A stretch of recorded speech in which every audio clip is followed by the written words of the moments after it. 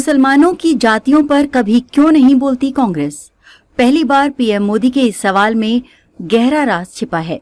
प्रधानमंत्री नरेंद्र मोदी ने ये कहकर कांग्रेस के सामने बड़ी मुश्किल खड़ी कर दी है कि अगर उसे सामाजिक न्याय की चिंता है तो वो मुसलमानों की जातियों का जिक्र कभी क्यों नहीं करती है। प्रधानमंत्री की तरफ से मुस्लिम जातियों की बात करना बीजेपी की राजनीति में बड़े बदलाव का संकेत है। पीएम मोदी ने कांग्रेस पर हिंदुओं को जातियों में बांटने की षड्यंत्रकारी कोशिशों का आरोप लगाया और कहा कि सत्ता में लौटने के लिए ये पार्टी हिंदू समाज में जहर बो रही है। कांग्रेस ने बनाया हिंदुओं को लड़ाने का फॉर्मूला। मोदी महाराष्ट्र में 76 अरब रुपए की लागत वाली विभिन्न परियोजनाओं के शिलान्यास कार्यक्रम को वीडियो कॉन्फ्रेंसिंग के जरिए संबोधित कर रहे थे। हरियाणा विधानसभा चुनाव का परिणाम आने के बाद अगले दिन ही मोदी ने कहा कि कांग्रेस ने हिंदुओं की एक जाति को दूसरी जाति से लड़ाकर जीत हासिल करने का फॉर्मूला बना लिया है। उन्होंने कहा कि लोग कांग्रेस की हिंदू विरोधी चाल को समझ चुके हैं, इसलिए उसे सबक भी सिखा रहे हैं। पीएम बोले, कांग्रेस ने सारे हथकंडे अपनाए, लेकिन हरियाणा की जनता ने दिखा दिया कि वो अब कांग्रेस और अर्बन नक्सल के नफरती षड्यंत्रों का शिकार नहीं होने वाले। मोदी ने कहा कि बांटो और राज करो की नीति को कांग्रेस पार्टी ने हथकंडा बना लिया है। उन्होंने कहा, कांग्रेस हमेशा बांटो और सत्ता पाओ के फॉर्मूले पर चली है।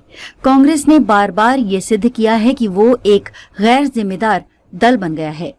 वो अब भी देश को बांटने के लिए नए नए नैरेटिव गढ़ रही है। कांग्रेस समाज को बांटने का फॉर्मूला लाती रहती है। मोदी ने कांग्रेस पर मतदाताओं को गुमराह करने का आरोप लगाया। उन्होंने कहा, कांग्रेस देश के मतदाताओं को गुमराह करने से बाज नहीं आ रही है। कांग्रेस का फॉर्मूला साफ है कि मुसलमानों को डराते रहो, उनको भय दिखाओ, उनको वोट बैंक में कन्वर्ट करो, उनको मजबूत करो। मुसलमान की जातियों पर कांग्रेस से पहली बार कड़ा सवाल। इसके बाद पीएम ने जो कहा, वो मुस्लिम वोट बैंक के लिए किसी भी सीमा को लांघने को तैयार कांग्रेस समेत तमाम विपक्षी दलों के लिए बड़ी चिंता का सबब बन सकता है।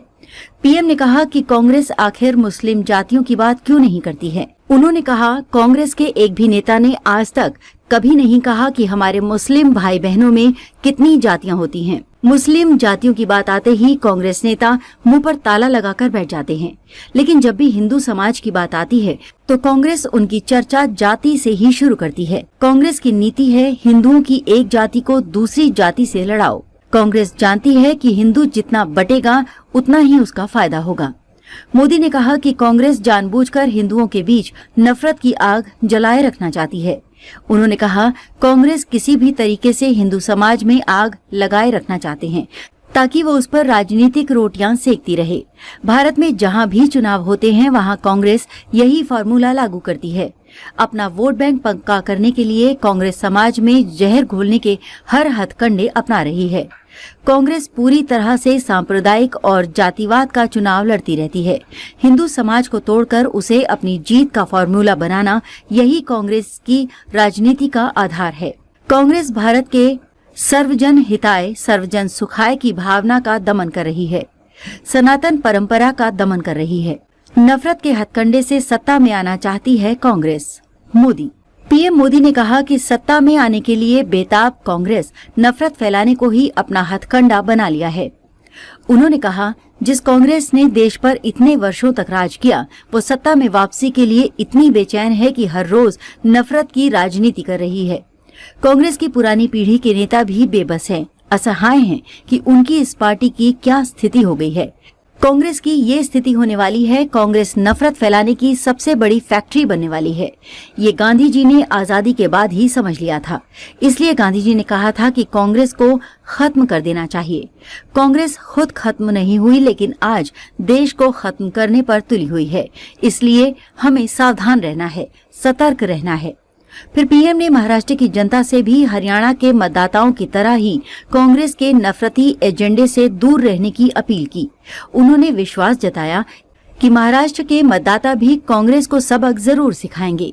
उन्होंने कहा, मेरा पक्का विश्वास है, समाज को तोड़ने का आज जो कोशिश हो रही है, ऐसी हर साजिश को महाराष्ट्र के लोग नाकाम करके रहेंगे। महाराष्ट्र के लोगों को देश के विकास को सर्वोपरि रखते हुए एकजुट होकर बीजेपी महायुति के लिए वोट करना है। प्रधानमंत्री नरेंद्र मोदी ने आज जिन योजनाओं का शिलान्यास किया, उनमें नागपुर के Baba Saheb doctor Bhimrao Ambedkar international airport में सुविधाओं के विस्तार, शिरडी में नए इंटीग्रेटेड टर्मिनल बिल्डिंग और Indian institute of skills Mumbai के साथ साथ विद्या समीक्षा केंद्र महाराष्ट्र की परियोजनाएं शामिल हैं। महाराष्ट्र में इसी वर्ष विधानसभा के चुनाव भी होने हैं। हरियाणा में जीत के बाद बीजेपी का हौसला 7वें आसमान पर है, तो कांग्रेस में मायूसी का माहौल है। अपने आसपास की खबरों को देखने के लिए वीडियो को ज्यादा से ज्यादा शेयर करें और चैनल को सब्सक्राइब जरूर करें और अपनी राय देना ना भूलें। फिर मिलते हैं अगले बुलेटिन में, तब तक के लिए नमस्कार।